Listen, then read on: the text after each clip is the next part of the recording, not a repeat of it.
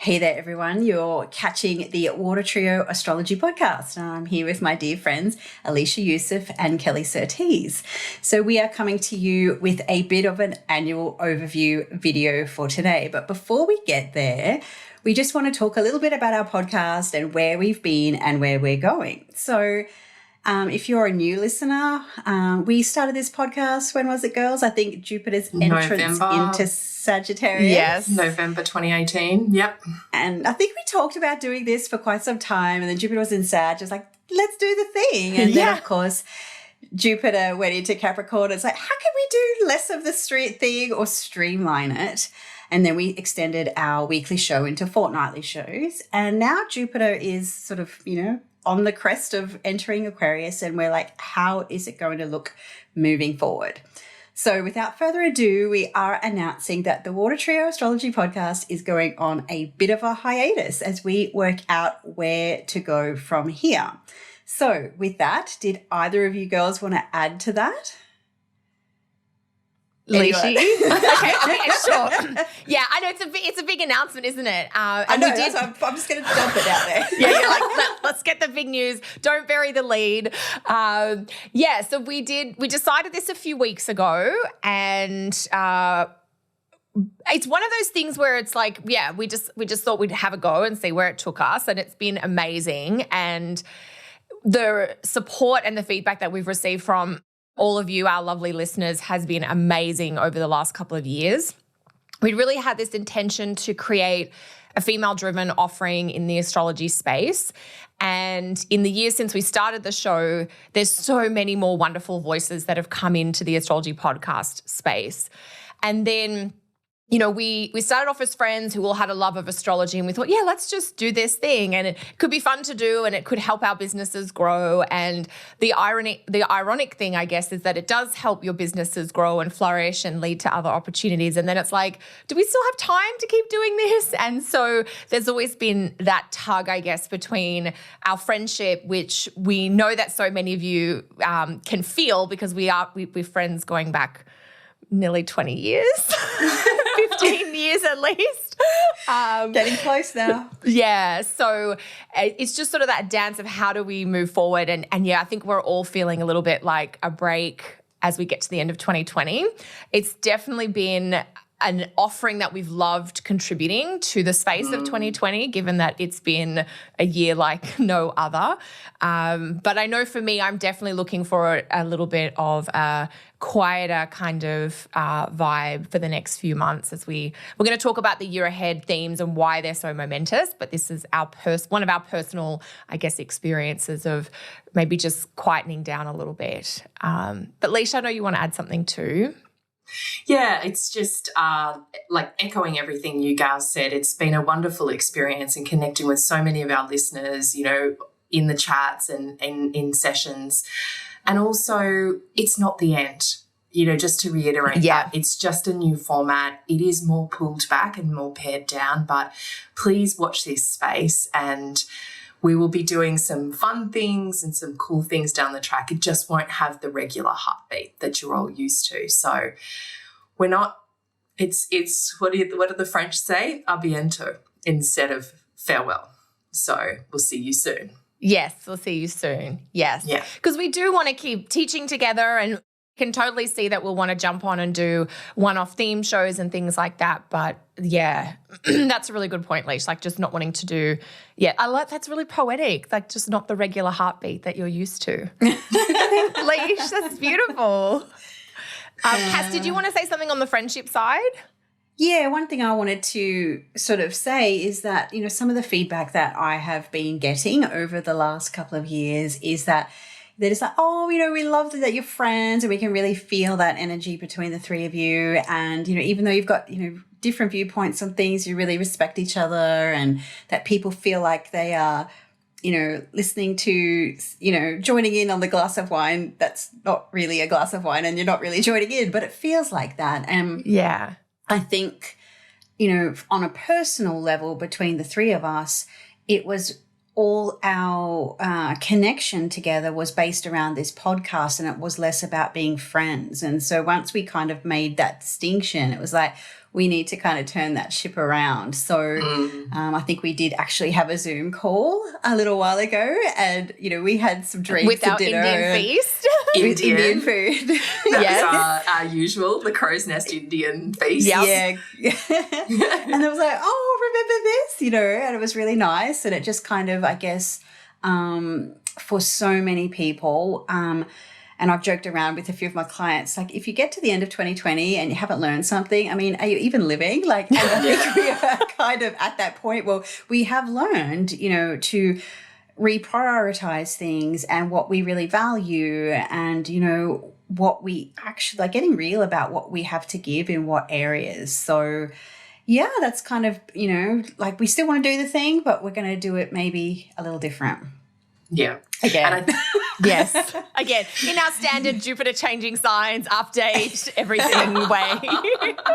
Yeah. Wait till May when Jupiter moves into Pisces and see what happens. Yeah. Watch for announcements Very then. good point. Yeah. We've all got positive Pisces placements between us, so it's a good point, Leach. Yeah. Love it.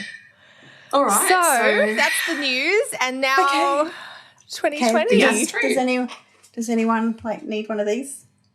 A little tissue, yeah. I know, I feel like it's group hug. It's group hug time. And I know. On that friendship point, I feel like in many ways we've kind of drawn a lot of people into our friendship. So it's just been really lovely. And just wanted to kind of, I don't know, share the vibes out and say thank you so much to all our listeners for, especially those that have been with us from the beginning, you know, from just the beginning. Love the comments, love your interaction, and sending big hugs your way.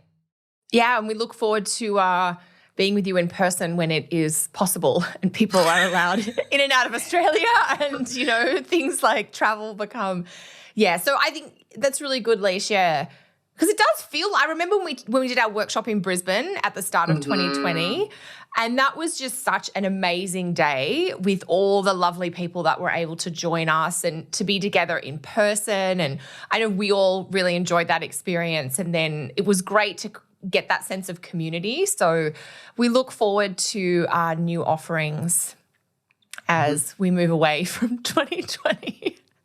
A little less Zoom, a little more people would be nice. Yes, exactly. A little more actual hugs rather than, So talking about Zoom and technology and all that kind of stuff, should we jump on into the year ahead? Maybe it's wishful thinking. Yes. Yes, exactly. Yeah, all right. So, well, 2021. Yeah. Well, I think we're kicking off at the end of 2020 because really what's coming up next week is setting the vibe for the year ahead. Good point, Leash. So who's going to start with that? You know, you can, Miss Aries Rising. You're ready. You go. Lead the way. Well, we have the epoch-changing Jupiter conjunct Saturn, the great mutation, I think it's called, because, you know, Jupiter conjunct Saturn happens every 20 years, but it happens within the same element for a period of time, anywhere between 160 to 200 years. So what we are right now is on the cusp. You know, this one that is happening is the first one in air signs for the next 181 years. I think the next one in a water sign is going to be in 2199. So that just shows you how big an effect this period will have across, and it is the edge of something. And the way I'm looking at it is 2018, 2019, 2020 have been about letting go, have been about loss, have been about release for a reason, because we are on the edge of a new age. And what are we looking at in air? You know, we're looking at new ideas, connecting intellectually, connecting with our minds, and looking for freedom away from the heaviness of Earth and our dedication to the resource-driven, possessive nature of the last 180 years. So my sense is, I don't know, you know, what we've been doing, what COVID and other things have encouraged in 2020 is really a window of opportunity. And I hope that we move into that space of socially what is possible in this time of new technologies, new possibilities, new freedoms. And I don't know, I feel like air signs are very much about equality, very much idealistic, kind of, especially because it's happening in Aquarius. So it is that utopian-driven sense of what's possible for the future. But it is such a strong setup. I feel like, you know, everyone's saying, oh, thank God 2020 is over, bring on 2021. And while, you know, we'll talk about the more, you know, there are some tumultuous aspects in it. It's like there's the breath of fresh air is now in. You know, we've stepped across the doorway, we've stepped through it. Now we're surveying the landscape, and it's like, oh, it's brand new. What do we do here? It's not that comfortable. What does Brené Brown call it? The FFTs. Oh, yeah. The fucking first times or something. Yeah. The FFTs. So oh my God, Kelly swore on the podcast. I know. I was quoting Brené Brown.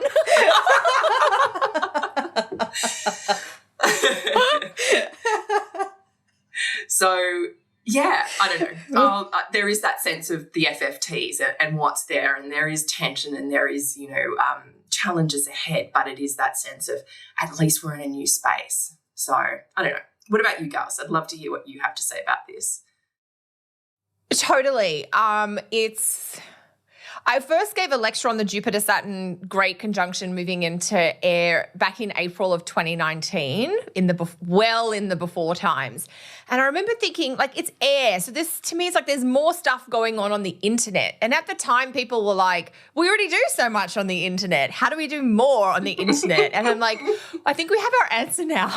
So after 2020, like all of a sudden we've got, you know, kids being schooled on the internet, and companies that never would have thought they could run their business remotely are now doing that. So I think the 2020 there's a little bit of like a taste of how things will move forward, and that idea of sort of more disparate pieces. You know, in the last couple of 100 years, we've had big city centers build up in countries and regions around the world with, you know, land becoming very valuable and expensive because there's, you know, cities have limited land, and companies having these big headquarters in sort of downtown CBD areas. And I think that when air is like a dispersing element, so it kind of sends things out and moves things around. And I think some of the things we're going to see in this, particularly in the next 20 years, because, yeah, the Jupiter-Saturn conjunctions do happen every 20 years and they kick off a 2-decade-long cycle. This one's more important, as you're saying, Leash, because, yeah, it's like we're starting actually 180-year elemental change. And so that idea of like people moving out of cities into maybe regional or smaller centers, if you don't have to be in a city for work, then there is a lot more mobility that people are given in terms of lifestyle choices, where they live, you know, how they raise their children, cost of living, things like that. So, and something I think you were sort of talking about, Leash, is the idea that we know astrologically this big cycle is starting. Jupiter will conjunct Saturn on December 21st and 22nd in Australia at 0 Aquarius. That's the beginning of the cycle. But as humans, it takes us a while to catch up to the fact that the energetic influences are different from what they have been for the last 20 years and for the last almost 200 years. And so I think something you were sort of saying about it's time to look out and see, how do you want to bring that air element into your life? How do you want to be mobile or make more humane choices? You know, the air signs are connected to humanity and human intellect. So there is a sense of the pouring out of ideas coming forward.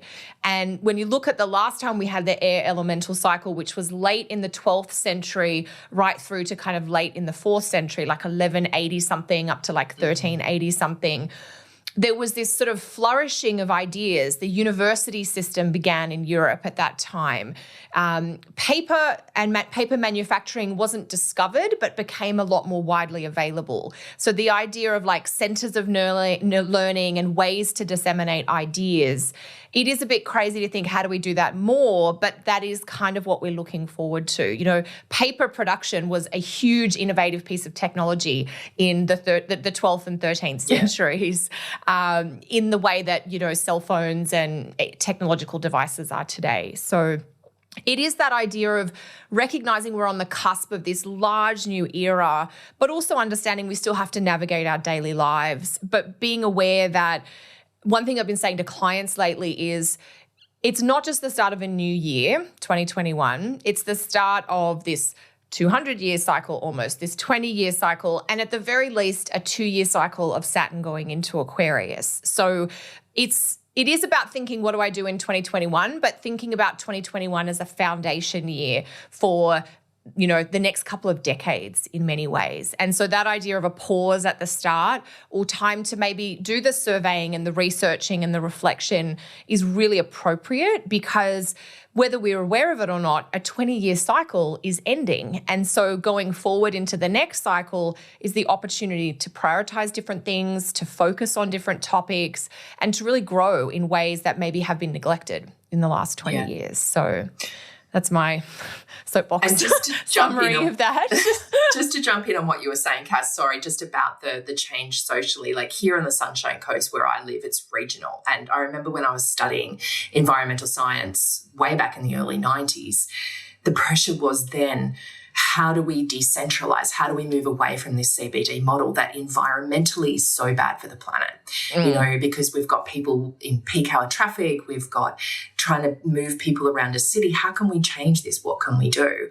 And now it's happened. You know, it's caused a virus that has caused this to happen. But now you cannot rent or buy a house on the Sunshine Coast where I live, because everybody's getting out of Melbourne, everybody's getting out of Sydney, and prices are just skyrocketing as people are finally realizing that dream of being detached, Aquarius, and dispersing is possible, and they can live in a place that they love and they don't have to pay a whole lot of money to be in that urban centre. So I just wanted to kind of... Yeah, no, I think that's a really important point, because I think that's like, this is a big social change that we're going to see in the next 10 to 20 years. And yeah, Sunshine Coast, I mean, my husband and I, our property is a good hour outside Toronto, and you know, we've always thought we've had this little gem, but it is, you know, people from the city coming out because they want more space. You know, the population density is such a big thing. And so and then to realize that even though our property prices are going up, it's still cheaper relative to the city. So for the people like fleeing the cities,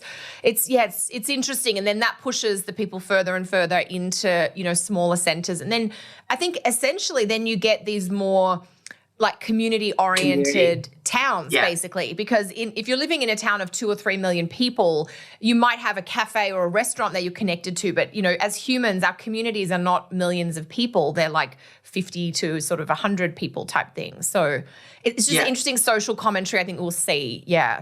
Because the industrialization, which it didn't start at the beginning of Earth, but it gained speed at the bearth of this current really Earth element. Consolidated. Yeah, pre that, people did live in those villages, did live in those communities and had home-based businesses. And now we're going back to that. It's almost like this kind of coming together and digging resources out of the earth and throwing steel into the sky or driving it around. And it doesn't have to happen as much anymore. There isn't that focus on, okay, what can we do with these physical, tangible, earthy things? Let's work with the mind and let's work with connection. Anyway, sorry, Cass, I've got a bit of a rant. What did you have to say?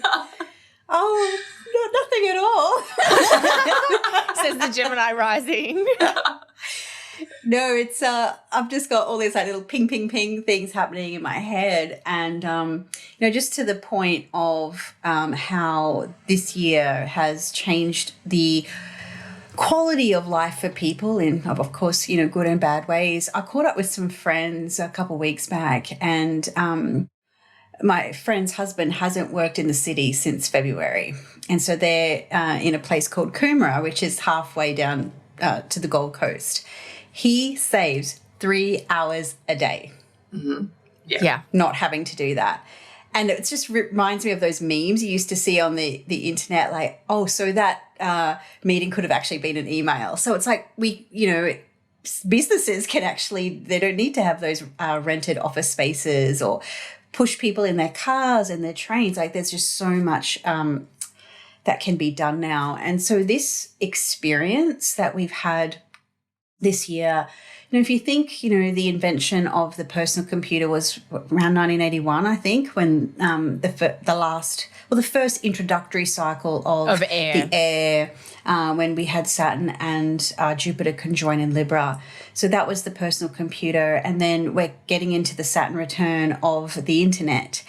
And it was almost like when the internet got launched. I remember being in high school and hearing about this information superhighway and the World Wide Web, which we don't even hear those terms anymore. World Wide Web, yeah, like that seems like such a 90s phrase now, doesn't it? We don't even type www anymore. You just Google it straight in, right? And it feels like, as far as like the internet and that level of the air connectivity, it's like the internet got launched. It's like, when you let a cat outside and it's not used to being outside, it goes out there and it's like, oh, which way do I go? What do I do? Yeah. And that's kind of been crazy town. What the internet has been like for the last 20 years. And now we're getting, the Saturn return, Jupiter kind of amplifying that. And, the way that we connect is going to change online. It's going to be more of it, but it's also going to have a little bit of a change to it as well. So, yeah, there's just so many things around that. And I think, there is that sort of, I think I've said this on this show before, when you watch shows like Vikings or Last Kingdom, Outlander, and those shows are like set, 1,000 years apart. And so when you see Outlander, which was like the late 1700s, yeah, and they don't live much differently in like rural Scotland in the Clanlands than how they did, around medieval area, right? Mm-hmm. But how different are we from the mid 1700s to now? Going through from that 1980 until now. Yeah, even. Exactly. Yes. But I mean, that's the Earth, the Earth era, that 300 or 200-ish years. It's like loose time, but just how much we've grown in the last sort of 250 years compared to the 1,000 years before it. So just that progress and that, how much it's changed our physical experience. But now it's almost like we've got to kind of take that and then extend upon it in another way, or change, take what was good out of that past, but how can we innovate, all those Aquarius terms to, make our lives better, because it like Earth kind of got overdone in the end, you know what I mean? And, from good and bad ways, and maybe moving from, less materialistic experience to a more connected or mind or thoughts, ideas, philosophy, wonder, as opposed to, going to Kmart for your latest hit, of like cheap homewares or whatever the thing is. It's like reading a book or learning something online, and, it's like, crack for your mind in that way, trying to expand it and grow in a more intellectual way. So there's so many things that it's so airy. We could just philosophize and I know we could have ideas for the next 2 hours about it, right? Yeah. I know. But what I really like is the stark contrast from going from the cold, dry Capricorn to the hot, moist air sign. And I think what is like, I'm just going to say it, I'm not like all this peace, love and brown rice about this shift. I think I'm a bit the cat, like going out the front door, or which way do I go? I think it's going to be great that there's some change. Change is always good, but I don't think it's like the salvation that sometimes Aquarius gets put out there as being. So, but one thing I think that's really interesting and exciting is just having a little bit more movement and dynamicness back again, because air is kind of interesting in the sense that it sort of combines the element of fire because it's dynamic, but also water because it's about connection. But it's not connection of the emotions, it's more connection of the mind. And I think what we can experience from that is a certain level of authenticity, again, another key Aquarian word, in the way that we connect with people and in the way that we share ideas with people. And I had a really interesting conversation that sort of piqued my thought around the difference between the earth and the air. And someone was talking about, friendship and what have you. And I'm like, but are they really your friend just because you wear the same uniform and get drunk on the weekend? Or are they it's because you share a commonality in the physical realm? Or do you sharing a commonality in a higher realm, if you like? And those like are the friendships. And yes, exactly. And those are the connections I think we will grow through this cycle that we can value more and that we'll be hungry for as we move forward and really get entrenched into the air element more. You didn't have much to say at all, Cass. I love it. No. I love what you said. Fantastic. I don't mind a chat. Well, and I think as a little segue, so these are the big conceptual themes and, you know, this conjunction's happening December 21st, 22nd, which is setting us up for the next few years, as we've talked about. And then, Leash, you had reminded us that in January and February, we have this very unusual kind of super Aquarius lineup of planets. So in addition to the great significance of Jupiter and Saturn being in Aquarius, as we get into 2021, there I think it's the Sun, Venus, and a Mercury. Retrograde. And so or square Mars in Taurus. Or square Mars in Taurus.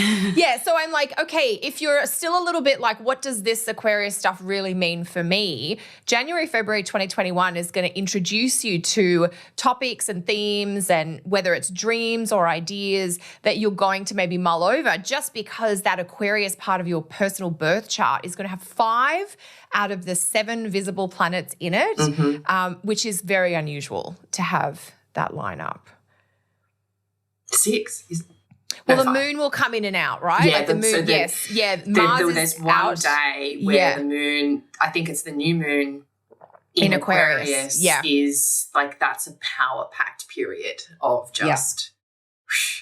Yeah, because then there'll be 6 out of 7 visible planets all in the same sign for about 48 hours. Yeah. Yes, yeah. And I just, you know, Cass, you're saying I'm not about peas, love and brown rice. Well, I am. And I think here where we are, you know, we're engulfed by smoke again because Fraser Island is on fire and has been for 4 weeks, and it's just too expensive to go and put it out. So we're losing a major ecosystem for this. It's like the drought's not going away. The environmental issues are not burying themselves, and hopefully we'll be able to use this energy to bring some new ideas on how we can be better connected to the planet rather than just taking what we want. How can we be more cooperative with the planet? And I think this is where the rub of this year will be, because it's like, okay, you know, Mars in Taurus is really activating Uranus in Taurus as well. So not only are all these planets going to be squaring Mars in Taurus, they're also going to be squaring Uranus in Taurus too. So that's a big part of January, February, but it's also a whole cycle about the year ahead. And I'm really hoping that the friction that is going to be caused from this area will be part of what does flick us into not total utopia. I mean, you know, anyone that's watched The Last King of Scotland about Idi Amin and what a dictator with good ideas can go in and do. So, but it is that sense of how can we dream, how can we have these big visions about what is possible and then put them in place, but being really realistic with that Taurus energy. And I think as well, one of the things I like about this, and I guess I'm segueing into the Saturn in Aquarius square Uranus in Taurus piece, is that while Saturn in Aquarius and Jupiter in Aquarius want us to do all the technology and want us to do all the things, Uranus in Taurus is like, well, let's show up in person. Let's try and be real. Let's try and be engaged. So it will be this tension. And I think that's one thing that 2020 has shown us. I mean, who else is zoomed out like I am? You know, there's so much we can do with technology, and it's all wonderful. But we have to remember that we're here in real life too. And we're here on a planet. We don't just exist in our heads. So there is that kind of reminder this year of don't just throw out the baby with the bathwater. See what is potential physically as well, and use all the great ideas, use it all, but, you know, use all the thoughts, the insights, but bring it back to reality. Yeah. I think there's something that you said there, Leash. I'm like, the friction. I'm like, is that one of the words of 2021 with Saturn in Aquarius, square Uranus in Taurus, and then throughout the year, Mars is going to spend time in 3 different fixed signs. So we're getting Mars into the Saturn square Uranus. So I liked that. I was like, a friction. And then friction, is that just an annoying argument or source of tension and irritation? Or is that something that's like, irritating you enough, like I have to deal with this. I have to do something different about this situation because it's so irritating that I don't want to keep participating in it in the way that it is right now, I guess. And I guess it'll depend on individual people's charts too. Yeah, personal situation versus collective. Yeah. So those that have fixed charts, you know, the cardinal people, you get a break now. You can sit back and pat the fixed people on the back and go, I've been there, I've done it. You can do hard things. You can get through this. Oh, Lordy. I'm like, my head is so full of ideas. I'm like, I don't know which one to start with. Cass, what about you? Did you have something lovely and witty to say? So many things. I mean, yeah, go. Yeah, I mean, yeah, the whole peace, love and brown rice type of situation. I think our first astrology teacher used to use that phrase. But, yeah, I mean, I think it'll definitely, you know, be that breath of fresh air. You know, there is a certain level of maybe like a return to light in terms of, you know, from the Northern Hemisphere perspective, at least the sun, the days are sort of, you know, out of the dark depths of winter, you know, in real life and also in terms of the energy that's coming through with Saturn in particular. But, you know, as we move into like 2020, you know, I think a lot of the friction, 2021, I mean, a lot of the friction, well, I know it's for 2020 is just going to be like etched into our brains for some time.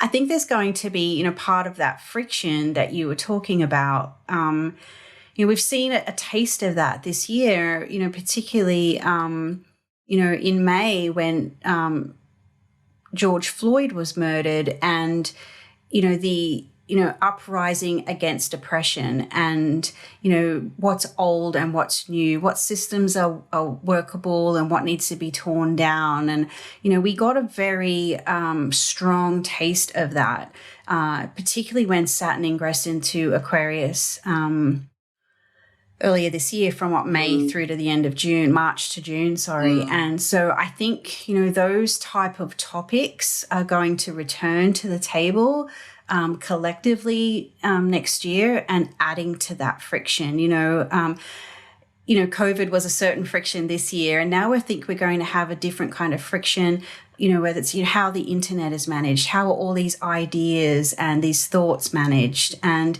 you know, for some of us, that's going to not be a problem, of course, you know, and for others, it's probably really going to be more of an impact. So there's just so many things, I think, with the idea of air and how do we contain all those ideas? How do we contain the internet? You know, it's not the Wild West of MySpace anymore. Like the internet is a very different place. And, you know, it's when the Wild people, West of 4chan now. Yeah, Sorry. It's like the people that, you know, like ourselves who all work online, you know, we had this like level of, you know, maybe a little bit left of center, a little bit rogue, you know, when you were like the cool one who worked online and had the laptop life. But, you know, I'm not saying, you know, it's going to be all bad for us, but we don't fly under the radar. You know, nothing on the internet flies under the radar anymore. And I installed a new TV today and it's like, can Sony take your data? Like, you know, all these permissions there. What data do you want? You know, like it's like next level. And I think, you know, there is that kind of Orwellian almost forebodingness as we move into this, you know, what information is really needed and how much is too much and who says what's right and who says what's wrong and, you know, and who makes those rules. And, you know, one of the reasons I guess, you know, Saturn does, you know, Aquarius is the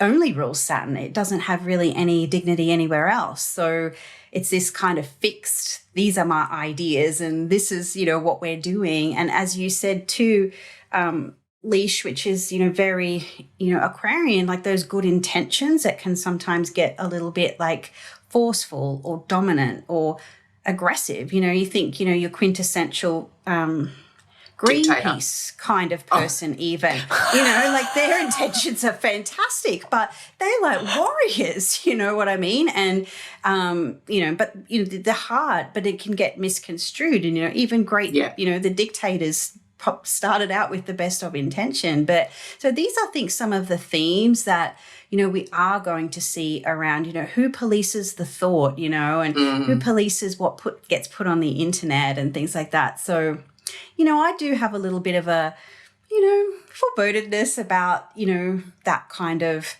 pullback on the freedom, if that makes sense. Yeah, I think you make a really good point, Cass, and I think as well it's the ethics of it all, and the fact that the Jupiter-Saturn conjunction happened on the fixed star of happened on the fixed star of Altair brings that even higher view, that higher perspective of how do we create the best of humanity without going down that track of becoming the worst. And even in the astrological community, there is a new push towards ethics. There's a group of people coming together right now, building something up, which I think is going to be amazing. And I don't think it's just going to happen in our community. I think ethics is going to be something that's big on the table, especially in the age of misinformation that we're seeing right now. And even you talk to journalists about how the ethics have gone out of journalism. And that's why we're seeing, people not trusting media anymore, people not being able to trust the truth. So I think, along with the eclipses that will still travel through this year, through that North Node in the air sign of Gemini as well, there will be this search for high ideals, high ethics, and where do we get our information from, and how do we test it, and how can we make sure we access it in a way that involves good critical thought, and we just don't absorb everything that we believe in and then spout it onto other people and say, well, that's the truth. So helpfully it is that idea of coming back to ethics, coming back to the highest ideals of what human connection can create and human thought. This is the potential for another human golden age, I believe, in the next 180 years. But we have to put the groundwork in now and really use this to push back on all that is wrong, the corruption and everything that has bubbled to the surface with all the Pluto connections, the dance between Jupiter and Saturn this year. It's like, okay, this has to be about equality. This has to be about allowing a more diverse society and bringing those that are marginalized into the conversation and allowing everybody to share together in a way that is not only equal, but it's equitable. So anyway, that's my little, I'll get back down off my soapbox. No, I love it. I mean, this is really the essence of Aquarius, and I think about how we're all getting sort of a masterclass in the Aquarius sort of way and way of being and operating in 2021, because it is about this kind of the ideals that we're inspired by, and then what are the changes that need to happen within structures and societies and systems to make those ideals kind of manifest or to bring them into life. And there is this very sort of pure logic, clearly rational sort of quality to Aquarius that is that sort of clarity of thought. And that's where the visionary quality of Aquarius comes from. It's looking forward and the ideal of what things could be like. And then for 2021, one of the major aspects that we're sort of getting into here is Saturn in Aquarius square Uranus in Taurus.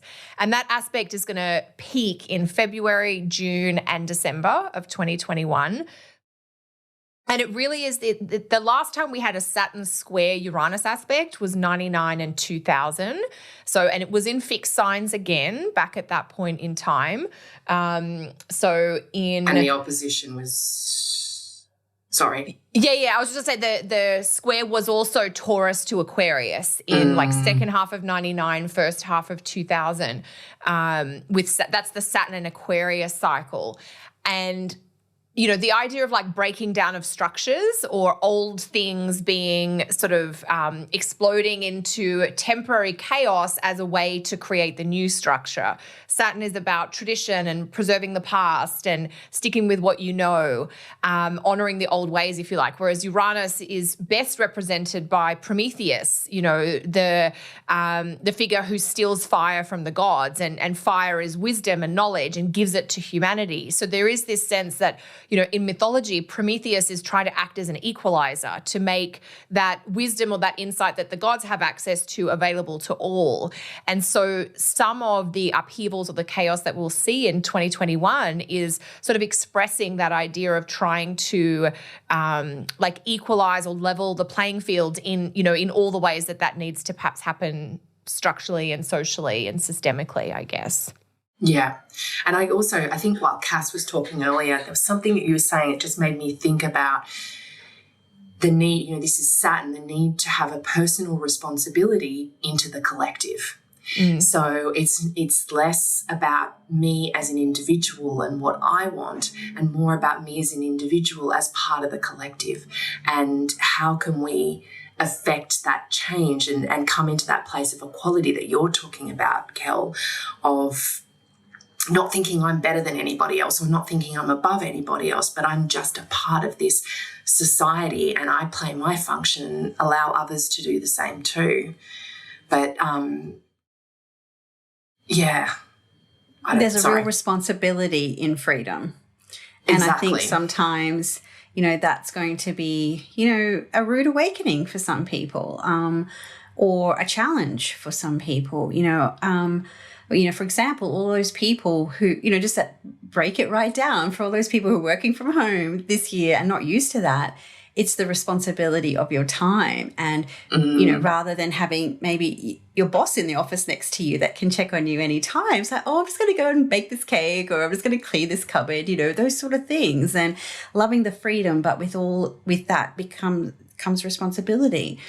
And of course, the Aquarius part of your life is just going to be so lit up next year. So as we, enter into, this energy, it can be really, I think, ideal for people to embrace Saturn, embrace the solitude it enjoys, and be mindful about where you choose to put that air, that intellect, that thought, your mind, and where that goes, and what information you take, or what beliefs that you have, and that kind of thing as well, because there could potentially be just so much, the Mars pieces, the Uranus pieces, what's what, but this time the stillness prior to all of this fixed friction can maybe help you, get on the back foot a little bit. Yeah, absolutely. Absolutely. So there's so much we could say about Saturn square Uranus. Like, it's, such a huge aspect. It only happens like every 20 to 21 years, Saturn square Uranus. So it is going to reshape a lot of things. I think, I don't remember who said this or if we all said this, but how when we were doing our pre-show chat and sort of loose organization, that in 2021 Mars will go through the fixed signs. He'll be in 3 different fixed signs, and so as Mars is doing that, he's kind of interacting with the Saturn Uranus square and acting as, I think, your word of the day, poking the bear, or the friction flashpoints. And so I think we've got January when Mars will be in Taurus, conjunct Uranus and square Saturn and Jupiter, and then early July when Mars is in Leo, squaring Uranus and opposing Saturn. And even then late June, actually. Yeah, late June and early July. Okay, yeah. Cool. And then November, I think, when Mars is in Scorpio, where Mars will oppose Uranus and then square Saturn and Jupiter, who'll be back in Aquarius. So I guess they're fairly pivotal months in addition to the Saturn-Uranus months for the year as well.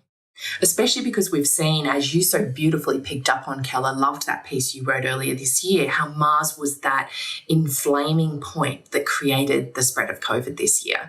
And so, what the potential is, therefore, with Mars to energize and activate these placements too.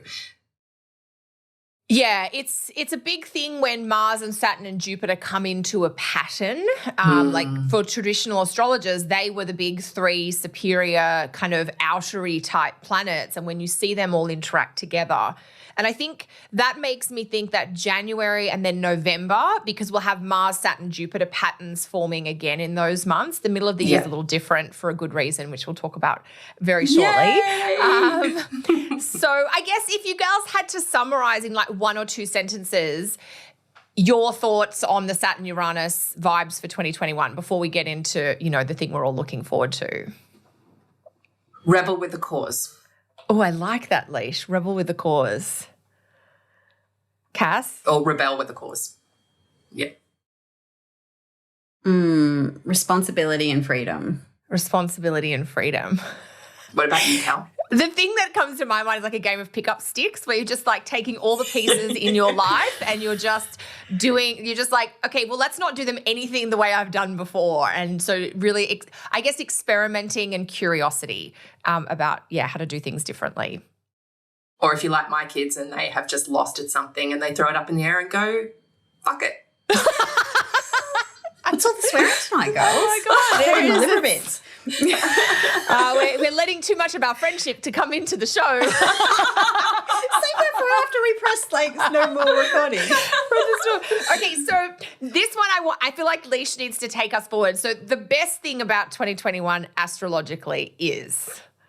No, you guys are the Jupiter people. You go for it. You have Jupiter in Pisces. You have Jupiter in Pisces. I know, exactly. But it's hidden. I love this. It's like, no, I don't want to speak about my 12th house or whatever. But I love how she flew the flag of her 11th. 100%. 100%. Couldn't shut me up, huh? Oh, God, I don't know. Jupiter and Pisces. You go, Cal. You go. Okay, so the dates are mid-May to end of July. Mm-hmm. And this is... Leash will definitely, but we'll let the Jupiter and Pisces person have a moment to warm up to feel more comfortable about this. So my thinking about some of the troubles of 2020 has a lot to do with Jupiter being in very, very difficult condition. And that is somewhat improved in 2021, but not completely. But in 2022, Jupiter is free from all of his troubles permanently. And that's got to do with Jupiter going into Pisces. So that's, 2022 is definitely something to look forward to from that perspective. But we get a taste of Jupiter and Pisces from mid-May to late July 2021. So this is like the oasis in the desert, if you want to think about like a time period. Good analogy. Yeah, where we're starting to think about life after or life beyond or where we're going from here. And that could mean so many things specifically, but I think just when you're looking at the layout of 2020, just to have that understanding that Jupiter is finally in a lush, nurturing, protective place, just very briefly and very temporarily, mid-May to end of July. So we don't get the fullness of the Jupiter and Pisces, but we get a sense of it. We're like, this is what's coming, maybe enough to keep you inspired or hopeful about moving forward. But that is like, we've talked about the major signature of 2021, the Saturn-Uranus, but the thing that I'm most happy about for 2021 is definitely this Jupiter and Pisces bit. What about you gals? I mean, do you agree that Jupiter and Pisces is something to look forward to? And if so, how are you thinking about it and talking about it? I am so excited about it. Just when I think how much happened, how much we got done, how much happened with Jupiter and Sagittarius. And then it's been in this Saturn, Saturn's kept it in a cage pretty much all year. 100%. And it'll be in Saturn sign again next year, co-present with Saturn again. So with this small window, I loved that oasis in the desert, because if anyone's actually ever been in the desert or walking in the desert, especially like I have in the Middle East, and when you come across a place, literally you're walking through this place that is dry and barren and there is nothing to see. There's nothing that draws the eye in. And then suddenly you come across a place with water, and even the smell and the energy of that has it's this cooling, calming, your energy just melts into it. So there's this sense of sitting down, putting your feet in the pool and just relaxing. And, Jupiter in Pisces is very different to Jupiter in Sagittarius for very obvious reasons. I mean, fire and water, of course. So it is that sense of being able to dream, being able to imagine, after all the hard work, after all the slog, after all the loss, it's like the possibility, the magic, the imagination of what this sign is in and having its ruling planet in this place. And also there's so much compassion and generosity of heart with this water sign that, I don't know, it just wants to reach out and give everybody a hug. Well, I know, like, that's a little bit about my placement. So, you know, it's just that person who just wants to heal everybody and uplift everybody and inspire make everybody them, feel better, like Jupiter exactly. to the feelings. Yeah, exactly. It's not that uplift and confidence, it's that uplift of in the being heart, seen and being felt and being reflected. So I could go on about this all day, but I just really feel, and also the fact that it does get very close to the fixed star of Fomalhaut when it does that, which is at 3 degrees. So it's kind of close enough because it will stop at 2 and then go backwards. So I don't know, there's just this sense of the mystical, the magical, the hidden that can come to the fore at that time. And I don't know what's possible when we realise that us humans aren't the only thing that inhabits this planet, and there are other things here, seen and unseen, and what can happen when the human is able to leave the space. Like you're sitting in the oasis, you quieten down, you go silent and see what else can speak. So yeah, beautiful. I'm in the oasis already in my mind. Cass, you've got a lot of Jupiter vibes too. What are your thoughts on this one? Just a few. Yeah, like similar to the oasis analogy, like when you go to the beach and you get your car park and you open the door and you can smell the ocean, you know, and that salty air, and it's instantly rejuvenating, nourishing, restorative, and it's almost like your whole mind and your body just, it changes, it shifts. So, you know, I think being a coastal country for the most part, you know, most of Australia is, you know, populated close to the coast. I could never imagine being in a landlocked place, but yeah, so, you know, imagining like that kind of feeling when you hit the coast, and will be just such a wonderful mid-year reprieve from so much air, you know, and we can start to get into the other kind of connectivity, which is more about the soul and bringing us back to our bodies and out of our heads a little bit. So I think that will be a much needed, you know, a cup of sugar for us all, you know, in that respect. So, you know, that would be an ideal time to, you know, have that extra weekend away if you can, or take a little break, or, you know, just do something that does feel, you know, the generosity and the compassion and the care, you know, and, you know, acts of kindness kind of thing. So I think that, you know, Jupiter in Pisces is definitely going to remind us that connecting on the internet is not the be all and end all. There's also more to life than that. So, yeah. Just beautiful. Cool. Well, we're getting long in the tooth with this episode. So is there any last thoughts either of you have, or? No, I think you've covered the big themes. I mean, these are the Yeah. main astro themes that we're going to be navigating and dancing with. Of course, you know, there's always the smaller cycles, and we'll each be sharing, like we're all continuing as astrologers. So even though we won't be joining you here every couple of weeks, definitely stay in touch with all of us with our blogs and videos. And Cass has a subscription and I have a membership subscription as well. So yeah. And I'll be building one.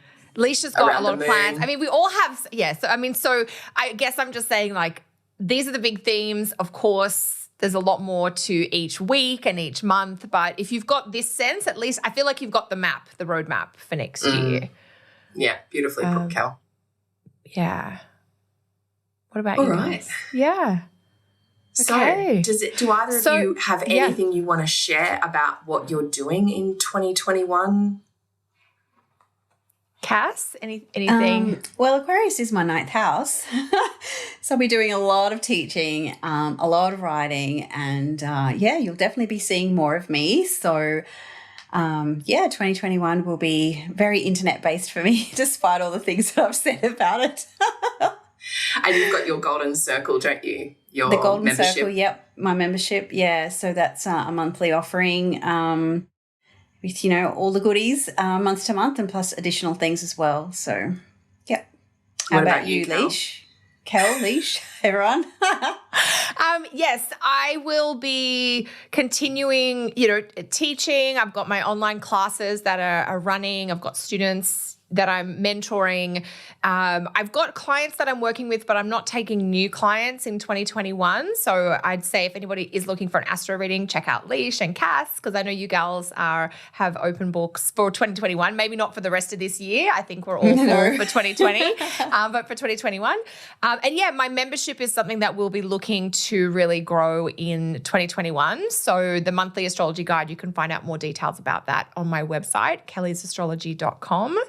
And yeah, I think there'll be a lot more writing for me next year. That's something that I didn't do as much of this year as I'd hoped. So that's something to put back on the front burner. Finish the book. I know, that's... And the second volume. Unfortunately, I can't do a podcast and a book, I discovered. So... Even in lockdown.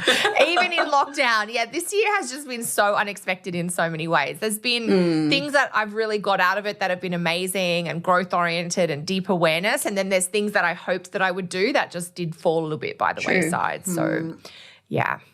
So anyway, kellysastrology.com is where all of my stuff and, that's where it'll all be going through. And you, Leashy, I don't think you've mentioned anything yet. Yeah, Leash. So business-wise for me, it's been an interesting year, and I'm moving towards the counselling as much as I am the astrology. So I am putting the finishing touches on a course teaching communication skills to astrologers who would like to know how to work more in depth with clients, have the more tricky conversations with clients, especially around harder or challenging aspects. So keep an eye out for that. I will be launching that once Jupiter moves into Aquarius. So excited for that. So needed. Yeah. And I think as well, I will be doing some stuff with my new moon, just making it more of a membership-based thing. So that will be happening. And yeah, just really building up my counselling practice, which uses people's birth charts, uses your astrology, but to help get in and underneath and work through some of the tricky bits. And especially with the friction going on in 2021, it's something to think about as well, working with an astrologer, but in a more in-depth way. So, just the Scorpio vibes. Love it. Yeah, really looking forward to just all that 2021 can bring. And, yeah, just keep an eye out for us. We ain't gone. We're not far away. Absolutely. Is that it? I guess that's a wrap from the Water Trio. Goodbye. Yeah. Oh, thank you, girls. It's been such a blast to do this. Yeah, and thank you, everyone, for listening.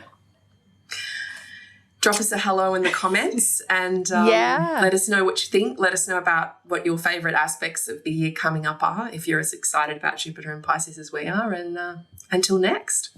Yeah, subscribe to our newsletters, stay connected, jump on those mailing lists, and, there'll be more, hopefully, when the aftermath of COVID allows us to get back together. Yes. I guess one very practical piece, this is me just doing Saturn, we do have a mailing list. So if you go to our Facebook page and click on the sign up button, I think, the Water Trio Astrology Facebook page, you can jump on our mailing list, and that's a good way for us to keep in touch with you once we have new things to share as 2021 unfolds. You never know where we meet up. Australia, overseas, who knows? Whole future waits.